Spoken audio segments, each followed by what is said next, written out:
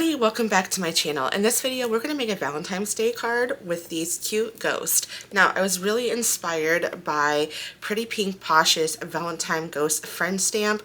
I actually ordered this, but it's not going to come in time for my videos to get done. So I went ahead and did AI. I went on ChatGPT and I asked for a ghost holding a heart of, or garland of hearts, and it came up with this one. And then I asked to hold a singular heart, and then I asked for different variations. So this is what it came up with. And if you're interested in seeing that, let me know in the comment section, because then I'll create a video for another occasion to show you what I would do with chat. The only thing of it is, what I forgot to do is, normally when you use AI or use images from, you know, Pinterest or something, the lines are not very thick like a traditional stamp is. So if you're trying to achieve that, what I would suggest you to do is use Canva and create an offset or an outline to thicken up those lines. So again, if you're interested in learning all about that, let me know. That way I know there's a need for those, or so that way I know that's a good video to make or not, right? Okay, so this is not really part of my Cricut Can 2 series, because I am going to bring in an embossing folder, and that embossing folder is from Spellbinders, and it's called Molded Frame. So that was smart. So not exactly a Cricut Can 2, although technically this was done with my Cricut. I went ahead and I'm going to use my Cricut to cut this all out. Now, sorry, my phone's going off, but I am using a light grip mat, and I'm doing a print and cut for both the sentiment and then also for the ghost. Now the sentiment, this is from Canva, so I'll try to find the stock number for that. And then again, these images were just generated from AI, so I don't have any links to provide for the ghost, okay? So I used my laser. I bought a laser printer a little while ago, because while the inkjet printer works for Copic markers, you have to really dry it, and even then you just have to be careful with going over the lines. I just thought, if I'm going to really get into coloring and using, you know, my printer, I figured I'd invest in another printer, and so I did. I am going to run this through my machine. I'll be right back. Okay. Did a beautiful job. I'm going to flip this over, bend the mat, and I have my little ghost and my sentiment. Now the reason why I don't use my Cricut pen for my sentiment is because I just think the Cricut pen makes it look, how do I say this politely? It just makes it look a little bit too handmade, if you will. Like I want my cards to look handmade, but I also like to achieve the, wow, is this really handmade look? And sometimes I think those Cricut pens, you know, and nothing against people who do that. I mean, that's great. It's just not my style. So if I can, I usually do a print and cut. And that way it looks a little bit more like a stamp, I suppose, is a better way to put it. Okay. I'm not sure which of these ghosts I will be using. Am I missing one? We got 1, 2, 3, 4, 5. We got 5 ghosts. Okay, perfect.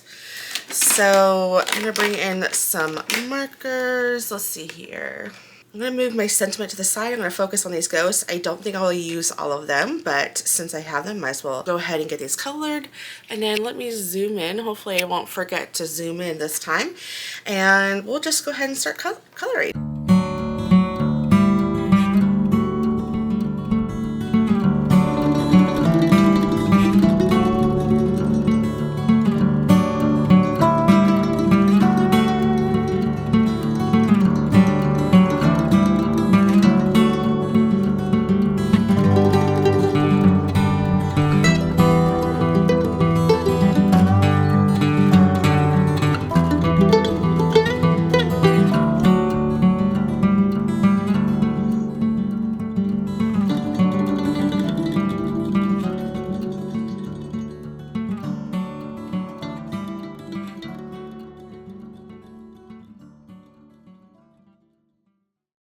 Simple and easy coloring, and I just use from Make Market. They're pretty inexpensive. They're Cricut Joy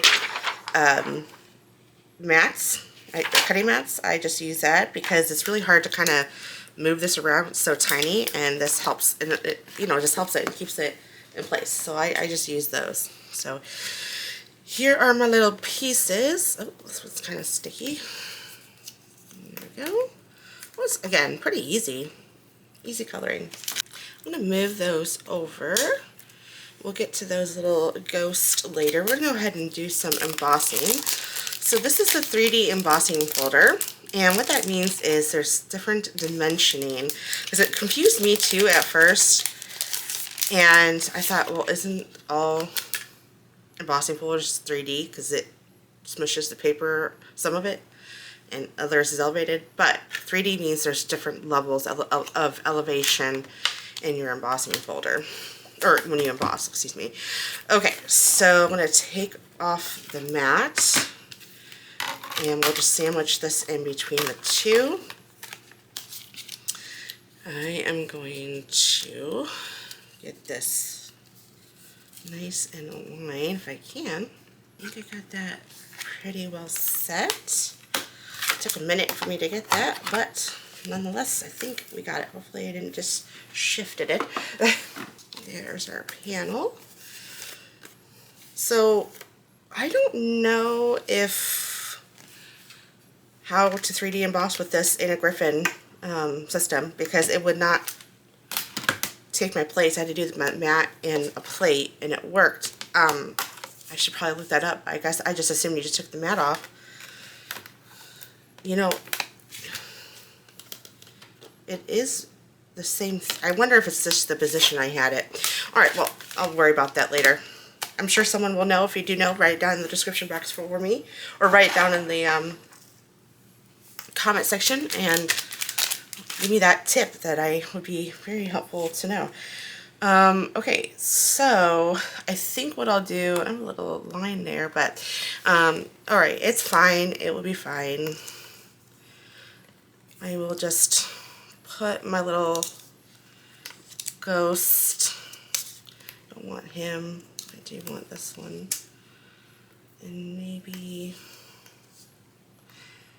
Okay, what I'm going to do first, before I do that, I'm going to trim. I don't know if you can tell, but there's like 1, 2, 3 lines. And on the third line, I'm going to trim that off. Okay, I'll be right back. I'm using chiffon cardstock from Spellbinders. I'm going to go ahead and score this at 5.5. And then I will get my bone folder. I know I mentioned this before, but I love Spellbinders cardstock. It is my absolute favorite. I believe at one point they asked, how can we improve or do better, or what can we change? And I said, get ink that matches your cardstock, because I would be the first one to line up to buy it. And they never responded. So, not that they'd be watching this video, because I don't get too many viewers on my card videos, and that's fine. Not everyone is into card making, and I started out my channel with Cricut crafts, but I evolved. And if they are watching, Spellbinders, please, I beg of you, please, please, please get some ink that matches your cardstock, because I love the cardstock colors. Okie doke. So I added a foam panel on the back, as I normally do. I like to add that type of dimension to my cards because, well, why not? I feel like that is such a trend in card makers these days anyway. And I wonder why, because if you buy greeting, I knew that was going to go crooked. If you buy greeting cards, sorry, my head's in the way.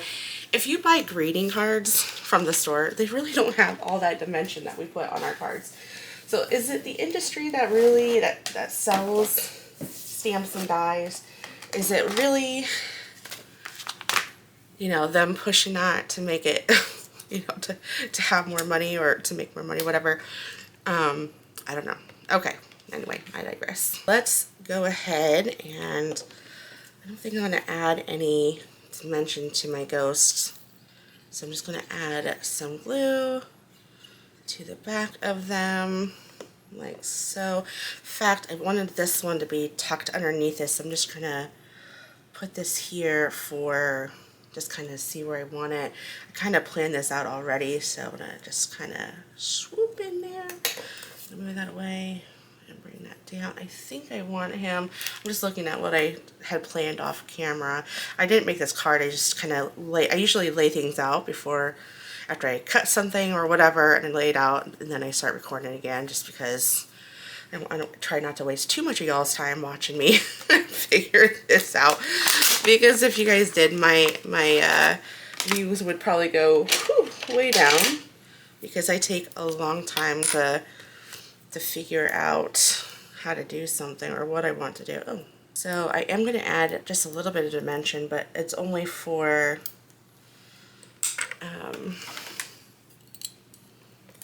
just for the sentiment, okay?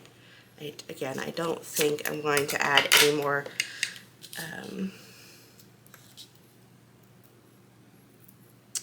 dimension to the little ghost. Let's get this going the right way. Happy Valentine's Day. And then this one is going to get tucked. Do I want it to be above it? Well, I said I wasn't going to, but now I kind of want to. So call me a liar, I guess. I like it. Okay, now I'm kind of glad that I added the dimension. And then I think we'll have her kind of floating right there, right?